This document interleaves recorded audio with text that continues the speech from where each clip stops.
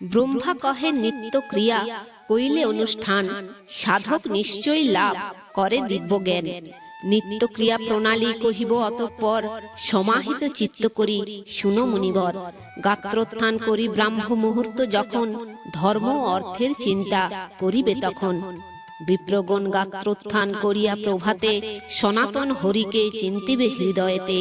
অনন্তর শৌচ ক্রিয়া করি সমাপন, যথাবিধি মতে করিবে আচমন। পবিত্র নদীতে স্নান করি অতঃপর, অবশ্যই হইবেন শুদ্ধ কলেবর। পাপাত্মা যদিও হয় করিলে প্রাতঃ স্নান, পবিত্র হইতে পারে শাস্ত্রের বিধান। অতএব প্রাতঃ স্নান করিবে সাদরে, ঐহিক ও পারত্রিক ফল দান করে।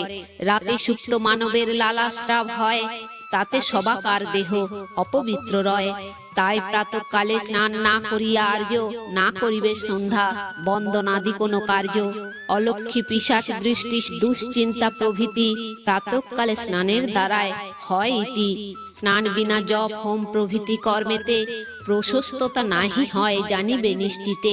তাই জপ হোমাদি করিলে আরম্ভন, বিশেষ রূপেতে স্নান করিবে সাধন। Hello friends, welcome to my channel Vaidik Planet. কেমন আছেন সবাই?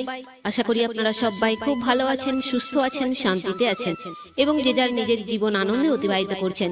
বন্ধুরা, আমার এই চ্যানেলে সহজ বাংলা ভাষায় বিভিন্ন প্রকার হিন্দু শাস্ত্র যেমন বেদ, উপনিষদ, পুরাণ, রামায়ণ, মহাভারত, গীতা ইত্যাদি বিভিন্ন প্রকার ধর্মগ্রন্থ নিয়ে আলোচনা করা হয়। আপনারা যারাই শাস্ত্রগুলি সম্বন্ধে জানতে ইচ্ছুক কিন্তু পড়ার জন্য সময় পান না, তারা এই চ্যানেলের ভিডিওগুলি দেখতে পারেন। তো বন্ধুরা, আজকে আমাদের আলোচনার বিষয় হলো আহ্নিক নির্ণয়। তো আসুন পরবর্তী অংশ শুনে নেওয়া যাক। স্নান বিনা জপ হোম প্রভৃতি কর্মেতে, প্রশস্ততা নাহি হয় জানিবে নিশ্চিতে। তাই জপ হোমাদি করিলে আরম্ভন, বিশেষ রূপেতে স্নান করিবে সাধন। যাহারা অশক্ত অবগাহন স্নানেতে, অশিরস্ক স্নান করিবে বিধিমতে। আর্দ্র বস্ত্র দ্বারা দেহ করিলে মার্জন, স্নান সিদ্ধ হবে তাতে শাস্ত্রের বচন। জলের দ্বারায় দেহ হইলে মার্জিত, ইহাই কায়িক স্নান নামে অভিহিত। স্নানের প্রকার ভেদ কহি অতঃপর, ঐকান্তিক চিত্তে তাহা শুনো মুনিবর। আগ্নেয়, বায়ব্য, ব্রাহ্ম, বরুণ যে আর, দিব্য ও যৌগিক নামে এ ষট প্রকার। এই ষড়বিধ স্নান পাত্র বিশেষেতে অন্যতম স্থানের ব্যবস্থা বিধি মতে। কুশ দ্বারা অঙ্গে জল সেক মন্ত্র পড়ে, অঙ্গের মার্জনে ব্রাহ্ম স্নান নাম ধরে। আপাদ মস্তক ভস্যে অঙ্গের মার্জন, হইবে আগ্নেয় স্নান শাস্ত্রের বচন। গোধূলি দ্বারায় অঙ্গ হইলে মার্জিত, সে স্নান বায়ব্য নামে হয় অভিহিত। সর্বাঙ্গে বৃষ্টির জলে ও রৌদ্র কিরণে, বিধিমত দিব্য স্নান জানিবে মনে। সাধারণ জলে অবগাহন দ্বারায়, হইবে বরুণ স্নান শাস্ত্র হেন গায়ে। আর আত্মনিবেদন করিলে ঈশ্বরে, হইবে যৌগিক স্নান জানিবে অন্তরে। যোগাবলম্বন দ্বারা শ্রীহরির ধ্যানে, যৌগিক নামেতে স্নান সিদ্ধ সর্বস্থানে। আত্মতীর্থ নামে খ্যাত এ যৌগিক স্নান, ব্রহ্মবাদী ঋষিগণ সাধে এ বিধান। ক্ষীরি বৃক্ষ উড়ম্বুর করবি মালতী, অপামার কিংবা বিল্ল বৃক্ষাদি প্রভৃতি। শাখার দ্বারায় দন্ত ধাবন করিলে, দক্ষিণ পশ্চিম মুখ সতত বর্জিবে। শুদ্ধ জলে করি পরে মুখ প্রক্ষালন, ব্যবহৃত দন্ত কাষ্ঠ করিবে বর্জন। স্নান অন্তে শুদ্ধ দেশে সমাহিত মন, দেব ঋষি পিতৃগণে করিবে তর্পণ। বাক যত হয়ে পড়ে আচমন করি, পুনরায় আচমন বিধি অনুসারী। কুশের দ্বারায় জল সেক করি পরে, মার্জন করিবে অঙ্গ বিশুদ্ধ অন্তরে। পরে মন্ত্র পড়ি অপমার্জন করিয়া, করিবে গায়ত্রী জপ বিধান মানিয়া। গায়ত্রী সমাপ্ত করি স্থির করি মতি, জলাঞ্জলি প্রদান করিবে সূর্য প্রতি। স্নানান্তে উঠিয়া কুলে বসি কুশাসনে, প্রাণায়াম করিবে সুসংযত মনে। অনন্তর করিবে সাবিত্রীর ধ্যান, সন্ধ্যা নামে খ্যাত ইহা শ্রুতির প্রমাণ। জগৎ প্রসূতি এই সন্ধ্যা মায়াতীতা, বিদ্যা সত্য রজ তম তত্ত্বত্রয় সমুদ্ভূতা প্রাতে পূর্বমুখে বিপ্রমানিয়া প্রধান রক্তবর্ণা গায়ত্রীর করিবেক ধ্যান কৃষ্ণবর্ণা হইবেন গায়ত্রী মধ্যাহ্নে অতঃপর শুক্লবর্ণা হবেন সায়ন্নে এরূপ বিধানে করি গায়ত্রী বন্দনা যত চিত্তে করিবেন সন্ধ্যা উপাসনা সন্ধ্যাহীন ব্রাহ্মণ অশুচি অনিবার তাহার কোনো কার্যেও নাহি অধিকার সন্ধ্যাহীন বিপ্র যাহা কিছু কর্ম করে সেই সমুদায়ে কোনো ফল নাহি ধরে পূর্বকালে বেদজ্ঞ ব্রাহ্মণ শুদ্ধমতি সন্ধ্যা উপাসনায় লভেন শ্রেষ্ঠ গতি সন্ধ্যা উপাসনা কার্য করিয়া বর্জন অন্য ধর্ম কর্মে রত রহে যে ব্রাহ্মণ অযুত নরক ভোগ ললাটে তাহার অবশ্য জানিবে ইহা শাস্ত্রের বিচার তাই সন্ধ্যা উপাসনা করিবে সাধন উপাসক প্রতিতুষ্ট সদা দেবগণ পণ্ডিত ব্রাহ্মণ পূর্বমুখে সুখাসনে বসিয়া সংযত ভাবে সুপবিত্র মনে সহস্র অথবা শত কিংবা 10 বারে করিবে গায়ত্রী জপ বিধি অনুসারে সহস্র জপেতে ফল লভিবে উত্তম শত জপে মধ্যম ও 10এতে অধম অনন্তর বেদ মন্ত্র করি উচ্চারণ উদয়কালীন সূর্যে করিবে বন্দন এই রূপে সর্বযোগময় দিবা করে আরাধিয়া প্রণাম করিবে ভক্তি ভরে কহিবে হে সূর্য দেব প্রশান্ত মূরতি তুমি কারণ ত্রয় জানাই প্রণতি হে ভাস্কর তুমি সর্বজ্ঞানের আধার আত্মসমর্পণে সদা করি নমস্কার দিবাকর তুমি ব্রহ্ম আপ জ্যোতি অমৃত স্বরূপ রস মন্ত্রের ব্যাজ্যতি ওঙ্কার স্বরূপ তুমি হও সনাতন একাদশ রুদ্ররূপী নমি অনুক্ষণ এ সূর্য হৃদয় নামে স্তব পাঠ করে ত্রিসন্ধ্যায় প্রণাম করিবে দিবাকরে এই রূপে যথাবিধি ব্রাহ্মণ সুজন পবিত্র সন্ধ্যাপসনা করি সমাপন আপনার গৃহে পরে করিয়া গমন পুনরায় বিধানে করিবে আচমন অনন্তরে হুতাসন করি প্রজ্বলিত যথাবিধি মতে হোম করিতে উচিত হোম কর্মে অক্ষম হইবে স্বয়ং যারা তখন সাধিবে তারা পুরোহিত দ্বারা ইহ কিংবা পরকালে কোনো সময় বিধিহীন কোনো কর্ম ফলপ্রদ নয় দেবতাগণকে পরে করি নমস্কার নিবেদন করিবে বিবিধ উপহার আর গুরু উপাসনা করি বিধি মতে প্রবৃত্ত হইবে তার হিত সাধনেতে অনন্তর বিপ্রগণ যতন করিয়া বেদ পাঠ ইষ্ট মন্ত্র জপ সমাপিয়া নিযুক্ত রহিবে শিষ্যগণে পাঠদানে সমুদয় কহিতেছি শাস্ত্রের বিধানে অনন্তর বিধিমত পণ্ডিত ব্রাহ্মণ বেদ ধর্মশাস্ত্র আদি করিবে দর্শন কুটুম্ব বর্গের লাগি ভরণ পোষণে করিবে অর্থোপার্জন নিঃস্বর চিন্তনে অনন্তরে আসে যবে মধ্যাহ্ন সময় দ্বিতীয় বারেতে স্নান করিবে নিশ্চয় মৃত্তিকা অক্ষত পুষ্প কুশাদি গোময় আহরণ করিবেন এই সমুদয় নদী দেবখাত হ্রদ কিংবা সরোবরে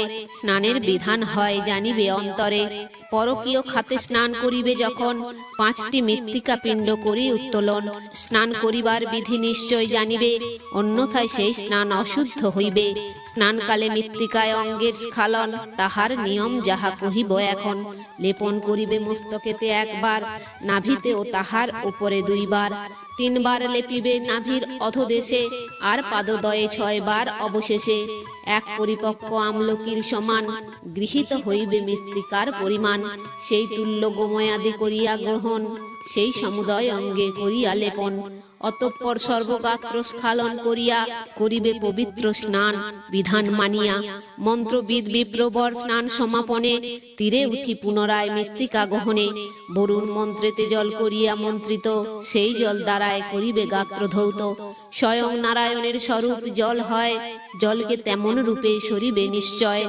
অনন্তর মন্ত্রবিদ পণ্ডিত ব্রাহ্মণ ওঙ্কার উচ্চারি সূর্যে করিবে দর্শন জলাশয়ে 3 বার নিমগ্ন হইয়া আচমন করিবেন বিধান মানিয়া হে জল সকল ভূতে তব অবস্থান আর সর্বস্থানে তব গতি বিদ্যমান তুমি যজ্ঞ মন্ত্ররূপ ও বশটাকার তুমি জ্যোতির্ময় সর্বরসের আধার অনন্তর 3 বার মন্ত্র পাঠ করিবে গায়ত্রী জপ বিধি অনুসারী পরে অপমর্ষণ করিয়া মন্ত্র দ্বারে করিবে অপমার্জন বিধি অনুসারে পুনঃ মন্ত্রে জল অভিমন্ত্রিত করিয়া অপমার্জনের বিধি শুনো মন দিয়া অনন্তর মৌন ভাব করিয়া ধারণ দেব দেব শ্রীহরিকে করিবে স্মরণ হস্তের তালুতে জল লয়ে অতঃপর করিবে গায়ত্রী জপ তাহার উপর, সেই জল নিক্ষেপ করিবে মস্তকেতে, তাতে মুক্ত হবে বিপ্র সর্ব পাপ হতে।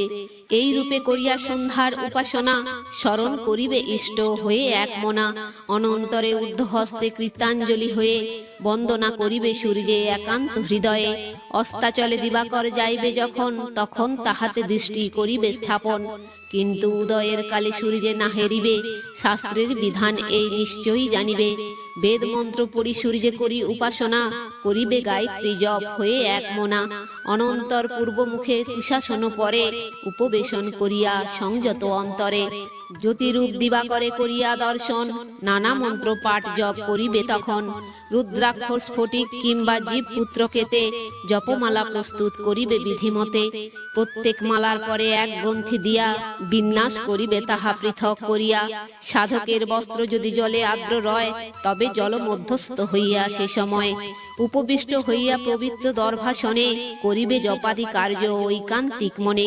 প্রদক্ষিণ করিয়া সূর্যের উদ্দেশ্যেতে, দণ্ডবৎ নমস্কার করিয়া ভূমেতে।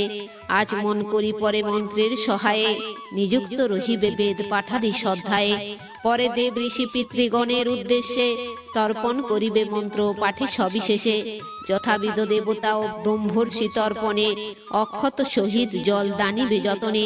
শশাভক্ত সুক্ত বিধি মানিয়া নিশ্চয়, দেব মুনি ও পিতৃতর্পণ বিধি হয়।